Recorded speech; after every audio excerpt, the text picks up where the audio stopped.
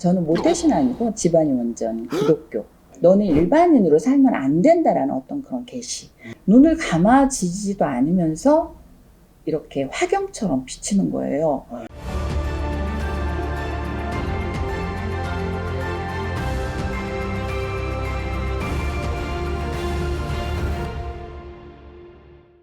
네, 안녕하세요, 선생님. 네, 안녕하세요. 네, 반갑습니다. 네. 여태까지 살아오면서 제가 무속인이 되기까지 선생님이 네네.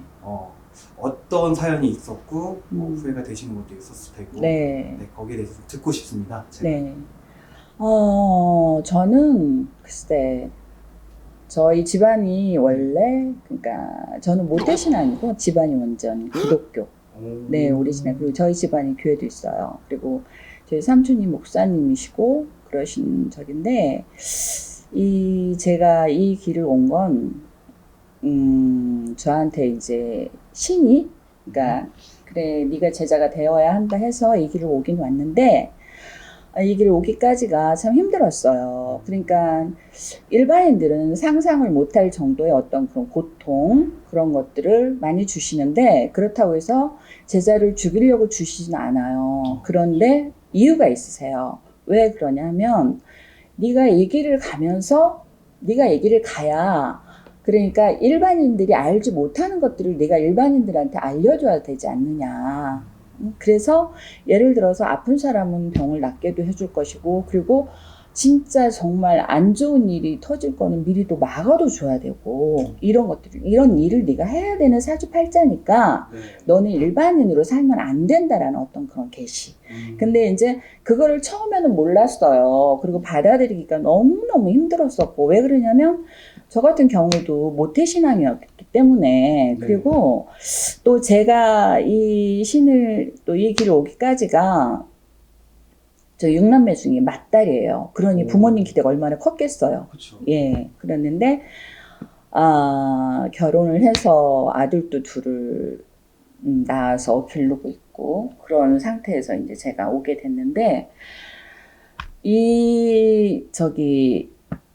제가 저기를 신혼마도 없이 이 길을 온 건 어떤 이제 그런 계기가 돼 있었냐면 제가 사업을 원래 했던 사람이에요. 근데 사업이 어느 순간에 한 6개월 만에 다 무너지더라고요. 그런데 정말 사업도 크게도 했었고 뭐 제가 벌어서 진짜 정말 이쪽에 일산 쪽에 신도시 터질 때 뭐 집도 상가도 사고 뭐 많이 했었는데 그런 걸 다 털어먹기까지가 6개월밖에 안 걸리더라고요.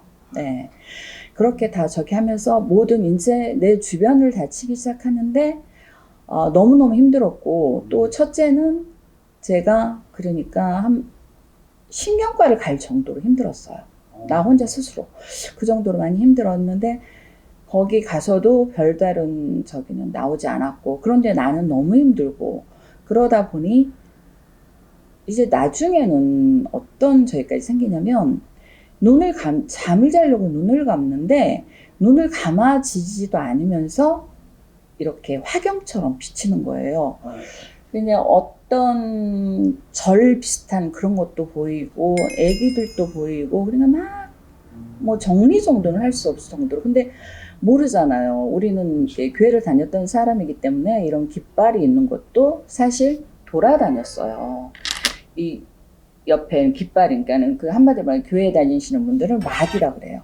우리 같은 자기를. 예, 그래서 이렇게 돌아다니고 했었는데 안 되겠다 싶어서 친구 어머님이 포천 산에서 암자비탕을 하고 계셨는데 거기를 제가 찾아갔어요. 너무 죽을 것 같아서. 근데 왜 찾아갔냐면 제가 딱 미칠 것 같은 거예요. 근데 내가 가장 두려운 게 뭐였냐면 다른 건 두렵지 않았는데 내가 여기서 미쳐버리면 나중에 우리 아이들이 내가 병원에 입원했을 때 우리 아이들이 찾아왔을 때 내가 우리 아이들을 몰라보면 어떡하지? 이게 가장 무서웠어요.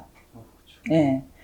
그랬는데 그래서 그 친구 어머님을 찾아갔는데 그분이 하시는 말씀이 감이 익어서 떨어질 때가 됐다. 그렇게 얘기를 하시더라고요. 그래요. 그럼 어떻게 해야 되냐고 그랬더니 그러면 나를 한번 잡아서 산에서 한번 제를 지내보자. 네 하고 이제 그 날짜에 갔는데 저는 교회를 다녔던 사람이기 때문에 집안에 제사가 없어요. 그래서 절을 하라고 시키시는데 절을 할 줄을 몰라. 그래서 그러면 어떻게, 그러니까 절을 하시는 걸 가르쳐 주시더라고요. 그래서 절을 딱 첫 절을 하는데 저희 돌아가신 아버지가 저한테 딱 실리시는 거예요. 그러시면서 이제 울기 시작하는데 머릿속에서는 내가 왜 이러지? 나 드디어 미치나 보다 하는데 내 입에서는 계속 불쌍한 내 새끼 나오면서 막 저기를 하는 거예요. 그런데 그 순간에 친구 어머님이 갑자기 저한테 절을 하시는 거예요.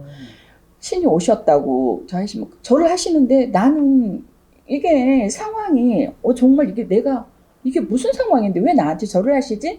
알면서도 그런 생각을 하면서도 눈물은 나고 입에서는 내 의정은 전혀 다른 언어들이 나오고 그렇게 시작이 됐어요. 그런데 그러고 나서 이제 잠깐 그러고 저기를 하는데 갑자기 저는 술을 잘 못해요. 담배도 물론 지금도 못 피우고. 그런데 갑자기 막걸리가 땡기고 단 게 땡기는 거예요. 그러신데 그 친구 어머니가 연세가 꽤 많으신데 제가 그 친구 어머니한테 반말을 하기 시작하는 거예요. 근데 이거는 아니다 하는데 계속 반말이 나오는 거예요. 막걸리 좀 한 잔 갖고 와라. 달달한 사탕 좀 갖고 와라. 친구 어머님 갖다 주시는 거예요. 그랬는데 그거를 갖다 주시면서 저한테 이제 이렇게 존댓말을 쓰시면서 그러면서 저기를 하는데 그때부터 이제 화경으로 비치기 시작하는 거예요. 왜 우리가 TV를 보면은 필름 탁탁 넘어가잖아요. 한 컷 한 컷 넘어가듯이 보여요. 어떤 할머니가 올라오시고 어떤 젊은 여자가 올라오는데 머리가 짧고 그런 것들이 보이기 시작해요. 그래서 이상해요 어머니 왜 이런 게 보여요. 저 이상한 거 병원에 가봐야 될까 봐요. 그랬더니 아니라고. 보여주시는 거라고. 그래서 그렇게 저기 하고 나서 그 뒤로 이제 그 밤에 거기에서 자식이들 하는데 용도 보이고 도포 입은 할아버지들도 보이고 동자 애기들도 뛰어다니고 그렇게 보이는 거예요. 네. 완전히 무당이 되신 거예요? 네. 그렇게 해서 제가 이 길을 오게 됐어요.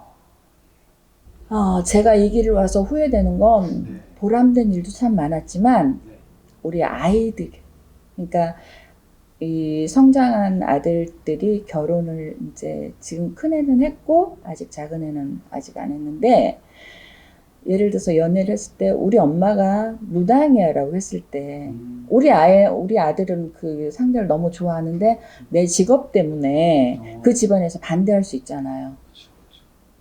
그게 가장 가슴 아프고 후회되고 그게 정말 목이 메이시는 것 같아요. 네. 그게 제일 아이들 생각하면 그 부분이 제일 안타깝죠. 그래서 선생님을 되게 자부심 있게 자랑스러워할 것 같아요.